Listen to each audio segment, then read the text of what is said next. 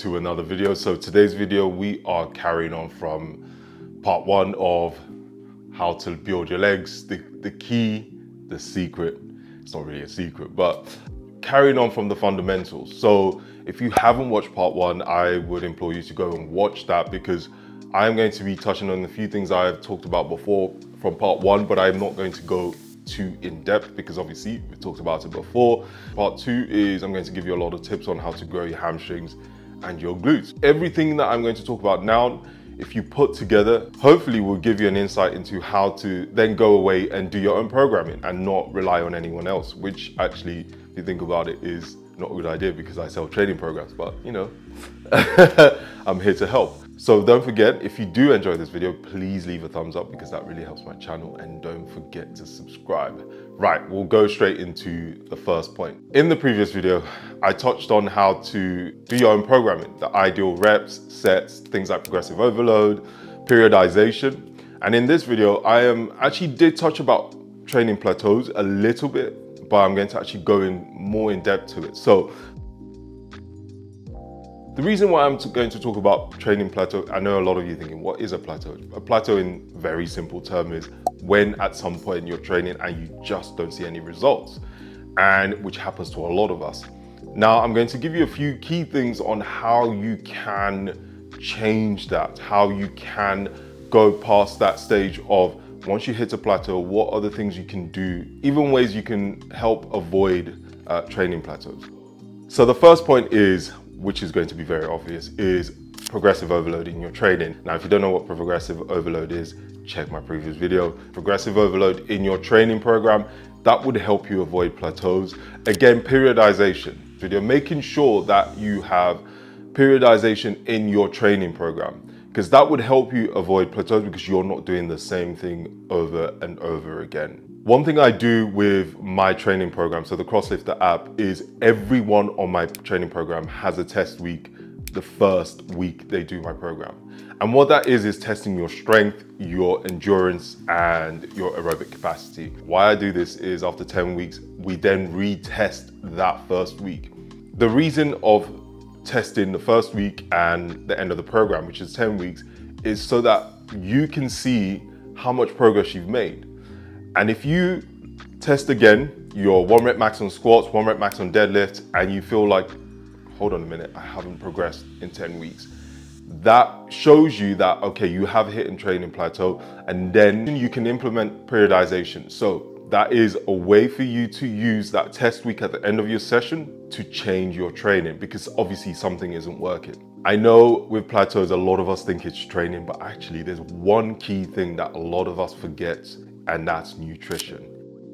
Nutrition is important because yes, if you're in a surplus, that helps you grow. So if you're trying to grow, you need to be in a calorie surplus. If you're trying to get leaner, you need to be in a deficit. Nutrition affects your training. So let's say you've been training for, a few weeks and you're just finding that nothing's happening, nothing's working. More than likely, if you're not growing, if you're not seeing results, and you've changed your training, you've been consistent for 6 weeks and then you've changed it, you use periodization and you're still finding that you're not getting any results, then maybe the one thing you need to be looking at is your nutrition. If you're trying to grow, are you in a surplus? A lot of people might get confused with how to calculate their macros, their calories. I will touch on that in a different video. However, you need to make sure you know what your total daily expenditure is.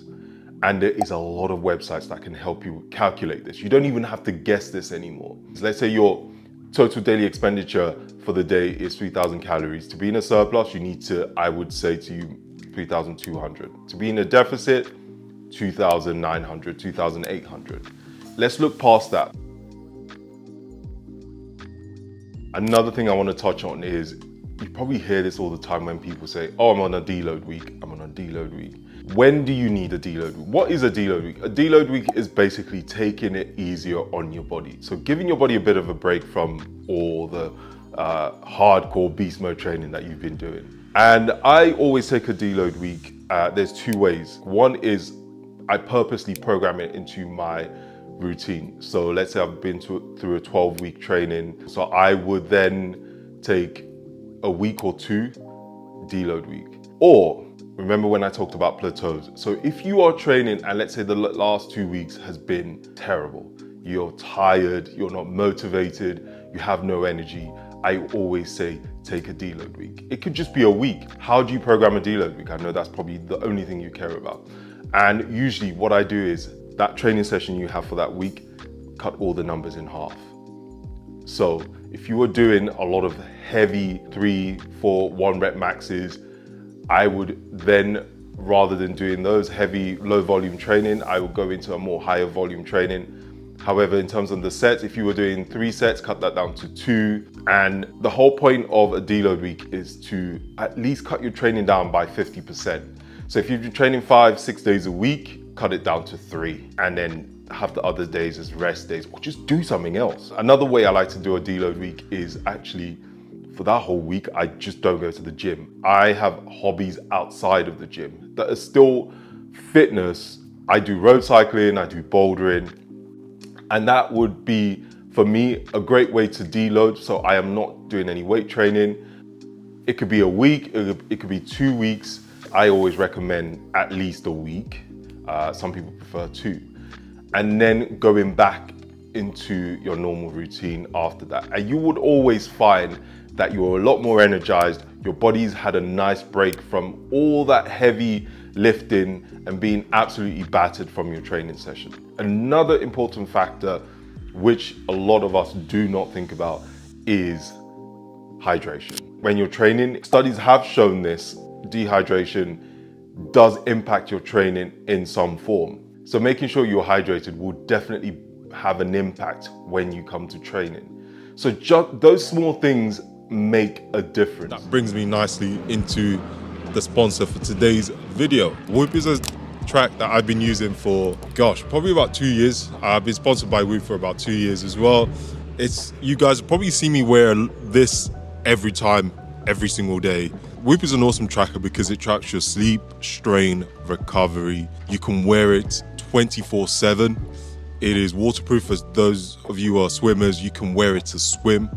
It is awesome because it has so many different colors when it comes to the straps. So I always wear the black one. However, you have so much options. And the awesome thing about the kit is you never have to take it off, even when charging it. So you have the battery pack, which you can put over the device and it charges whilst you're on the go. And the battery pack is waterproof, which is awesome. Whoop also has a sleep coach. So if you wanted to know what you need, how much sleep you need to perform at your optimal, how much sleep you need to get by, there's a sleep coach that you can use and it gives you the amount of sleep that you need to perform at your best. Whoop also has a strain coach which analyzes your recovery for the day and provides you with the optimal strain for that day. I also have a Whoop team community so you can get involved. I'll put the invite code, so if you already have Whoop, make sure you join up. So check out the link in my description box and save yourself the first month free, and you get the Whoop strap for free as well and the battery pack. So why not get involved? Back to the video. So in the previous video, I gave you some exercises for your quads and how you can add progressive overload and how you can add variations into certain movements. And this time I'm going to do the same thing, but now we're going to focus on hamstrings and glutes. So I'm going to give you a lot of the exercises you're used to, but I'm going to give you some variations to make them a lot more fun and interesting. A lot of progressive overload on the exercises as well, so that you can then implement some of these into your training. The first exercise is a Romanian deadlift. Every one of you probably knows this exercise. Utilizing tempo, aka TUT, aka time under tension. Slowing down the eccentric, this is to put the muscle under as much tension as possible, which is the definition of time under tension. If you want to grow, you need to put the muscle under tension for longer periods of time, so utilize tempo as much as possible in your training. Another way is to add drop sets. So once you performed, let's say 10 reps, drop the weight down to about 50% and then perform another 10 or till failure. This is a good way to add progressive overload because you're putting the muscle under more tension, especially under fatigue, meaning recruiting a lot more muscle fibers to perform the exercise. You can then also add a deficit to the movement. The difference with the deficit is, if you notice in the video, I am going a lot lower than my knees. The reason I'm doing this is an increase in range of motion to the exercise, which means the muscles are under tension for longer. For a bit of variety, you can then perform this exercise in a split stance position. This allows you to work each leg unilaterally. I love doing unilateral work because it helps me to avoid any muscle imbalances. So you're working both sides equally. And with this, you can still, again, use tempo training. Don't forget at the top of the movement to squeeze the muscle like it owes you money.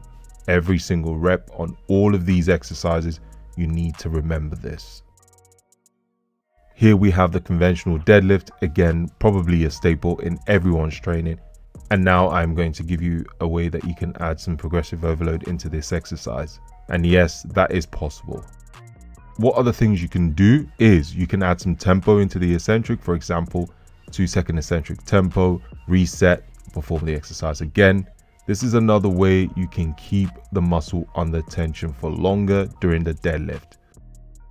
Next, you can add some pause into the deadlift, a great way to add variety and progressive overload. You want to pause just below the knee and hold it for a second or two before coming all the way back up. The pause helps you get stronger at the weaker phase of a deadlift, which is just below the knee before we stand up. So it helps you to build strength and power on your hamstrings and glutes. You can add variety by adding sumo deadlift into your routine. It places a lot more emphasis on your hamstrings and glutes and less on your lower back. It is, however, a shorter range of motion than a conventional deadlift. You can also add tempo training as well as pause sumo deadlifts as well.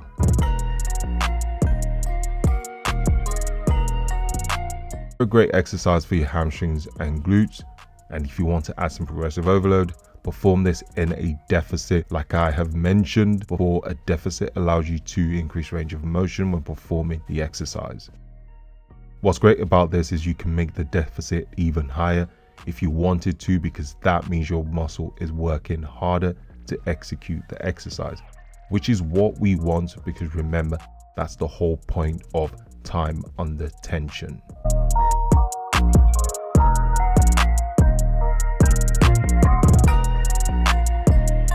This is another common exercise and a staple in my training, and should be in everyone's training in my opinion, and that is the hip thrust. Yes, there is so many ways you can actually add variety and progressive overload to this exercise, and I'm going to show you how. Starting with, of course, tempos. A slow tempo always makes this exercise even harder. So 2 seconds, 3 seconds, 4 seconds eccentric, whatever you feel like doing. Also, make sure your form is still intact, no dodgy reps and no ego lifting.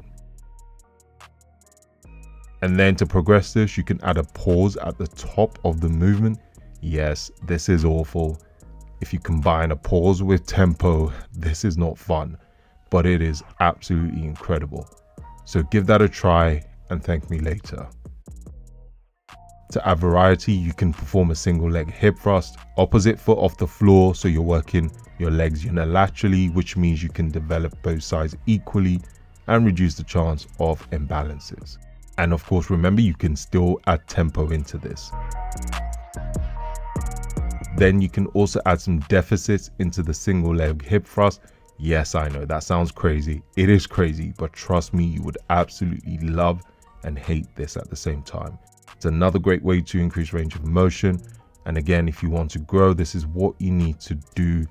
And then this way we can avoid, like I mentioned, any plateauing in your training. However, if you struggle with having your feet off the floor, you can scale it down into a split stance position. It gives you more of a stability to perform the exercise.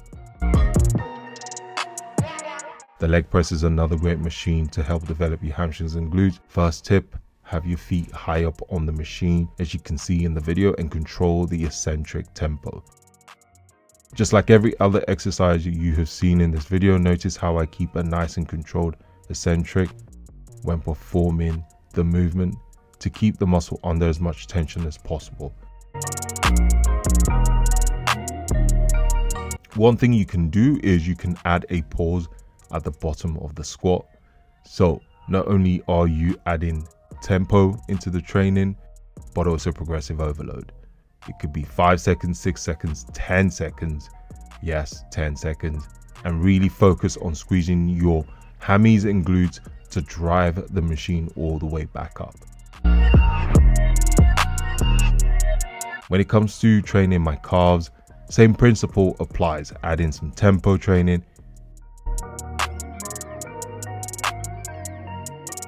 And you can also add some pauses.